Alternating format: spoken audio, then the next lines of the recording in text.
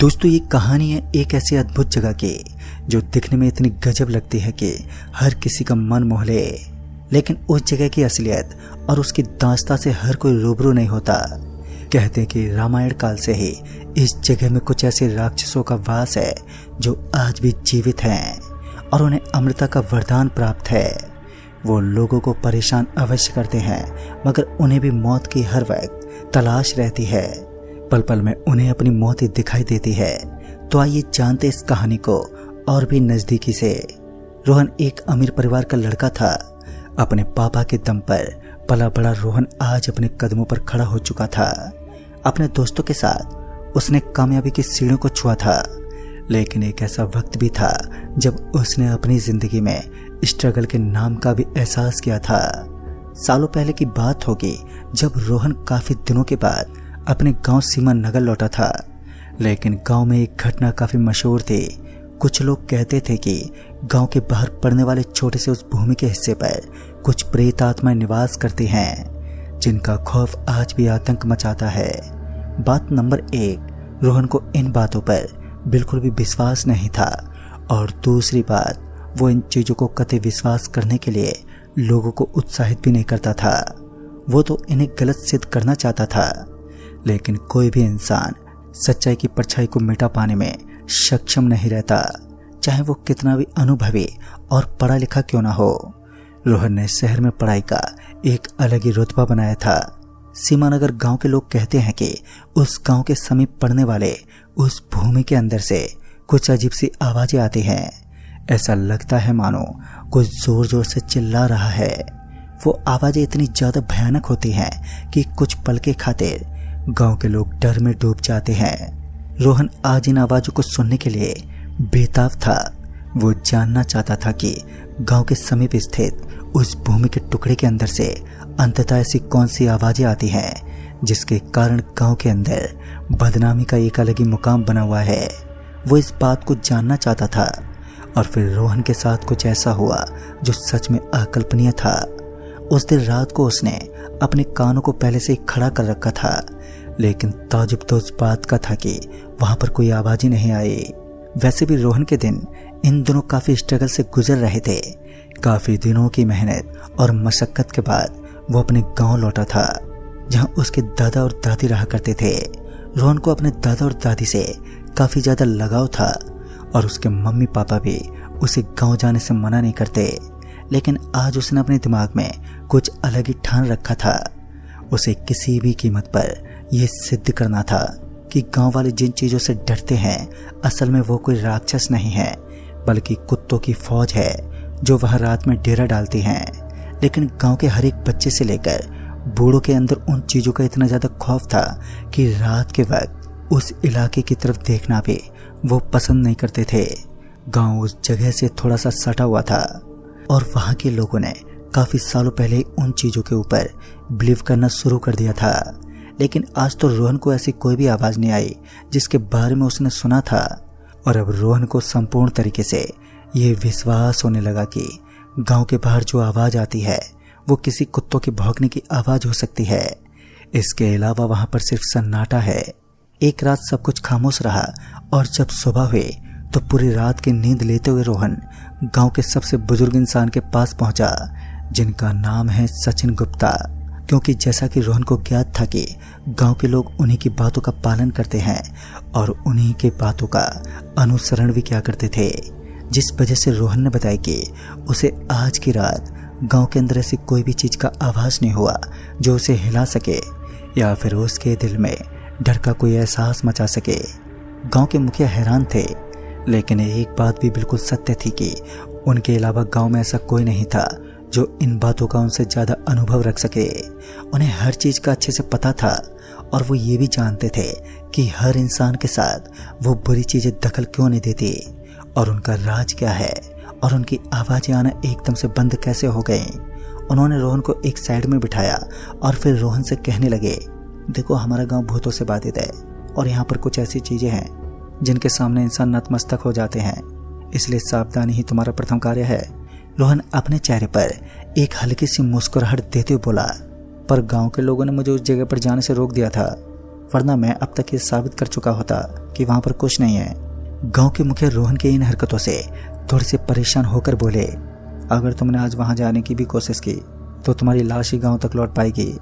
एक बार फिर उसने इस बात को मजाक के तौर पर लिया और कहने लगा, मुझे इन चीजों से कोई फर्क नहीं पड़ता और असलियत तो ये है कि गांव के लोग अंधविश्वास में जी रहे हैं और आज मैं ये साबित कर दूंगा कि गांव में ना ही तो कोई राक्षस निवास करता है और ना ही आज इस सृष्टि में किसी राक्षस का नामो निशान होता है। इतना बोलकर वो वहां से चल दिया। आज रोहन का मूड थोड़ा खराब था और वो ये साबित करने पर उतर चुका था कि उसे किसी भी तरह बस ये प्रूफ करना है कि गांव के पास ऐसा कोई भी राक्षस नहीं रहता जिसके आतंक से गांव वालों के अंदर डर का खून बहता है। फिर क्या था, दूसरे दिन जब अंधेरी रात में रोहन ने कुछ ऐसा किया जिसे देखकर गांव वालों के शरीर में कपकपी छूट गई।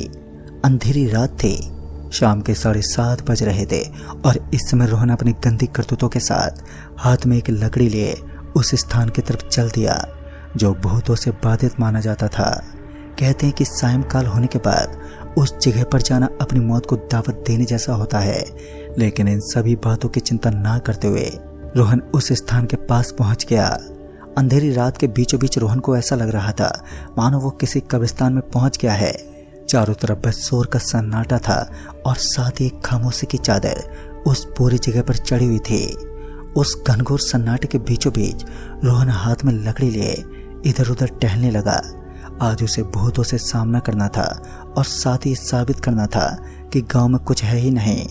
रोहन की एक एक करतूत उसके मौत के दरवाजे पर खटखटा सकती थी, लेकिन वो कहाँ इन बातों को समझने वाला था।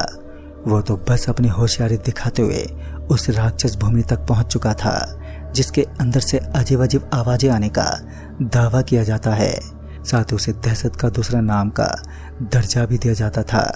दोस्तों, इंसान की जिद्दी कभी भी उसे एक ऐसी जगह पर धकेल देती है जिसके बारे में वो सोच भी नहीं सकता।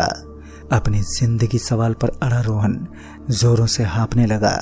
रोहन को कुछ ही पल में कुछ ऐसी चीजें दिखी जिसे देखकर वो पूरा हिल गया, लेकिन दूसरे ही पल उसकी आंखों से वो चीज ओझल हो गई।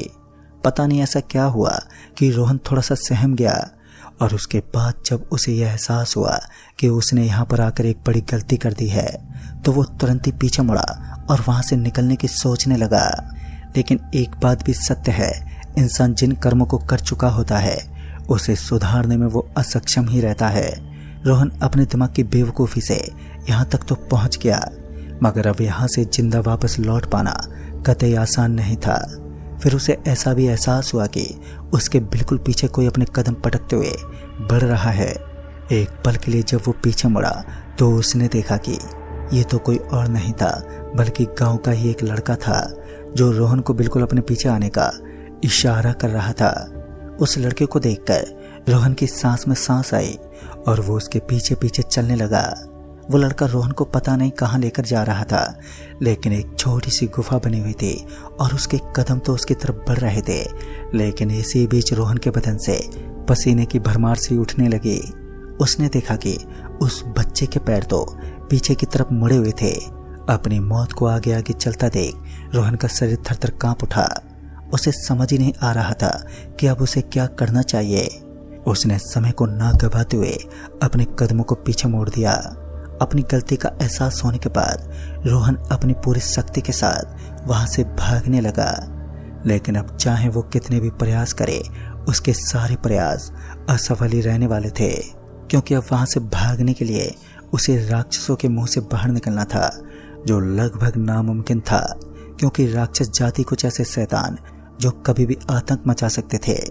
राक्षसों का कोई भरोसा नहीं था, वो कभी भी रोहन को उसकी मौत के दरवाजे तक पहुंचा सकते थे। रोहन बिना पीछे मुड़े लगातार धूम दबाकर स्पीड से भागता रहा। काफी दूरी तय करने के बाद जब रोहन को ऐसा लगने लगा कि अब एक सुरक्षित स्थान पर है तो वो पीछे मुड़ा। उसने अपनी जिंदगी जीने की उम्मीदों को ही छोड़ दिया था। तभी उसने देखा कि विशाल राक्षसों की एक टोली उसके पीछे खड़ी थी और सभी के चेहरे से हल्की सी अविल मुस्कुराहट निकल रही थी, यानी कि यह एक मृत्यु का पहला संकेत था। लेकिन कहते हैं ना, जब किसी भले इंसान का मनुष्य के ऊपर हाथ हो तो उसका कोई भी अहित नहीं कर सकता। अपनी जिंदगी जीने की उम्मीद छोड़ने वाले रोहन ने देखा कि उसी गांव का वो सरपंच जो रोहन से काफी दिनों से बहस कर रहा था, वो कुछ लोगों के साथ वहां पर दाखिल हुआ और सही समय पर रोहन की जान बचाने में सफल भी हुआ। लेकिन इस समय रोहन का पूरा शरीर बुरी तरह से कांप रहा था और इससे बात साफ मालूम पड़ रही थी कि अभी अभी रोहन ने किसी खतरे को देखा है और वो बेहद डरा हुआ है। शहर में पढ़ा लिखा एक लड़का जो भूतों में विश्वास नहीं करता था, आज उसने उन चीजों को अपनी आंखों से देख भी लिया। इस घटना के बीच जाने के बाद रोहन ने कभी भी भूत प्रेतों का मजाक नहीं उड़ाया, क्योंकि वो जानता है कि ऐसी चीजें असल में इस दुनिया में मौजूद होती हैं और इनका भी एक अलग अस्तित्व होता है। दोस्तों, इसलिए कहते हैं कि कभी कभी हमें किसी भी कार्य को करने से पहले सोच समझकर कदम उठाना चाहिए, क्या पता वो हमारे ऊपर कब भारी पड़ जाए। तो दोस्तों, इस कहानी में बस इतना ही। तब तक के लिए बाय एंड टेक केयर।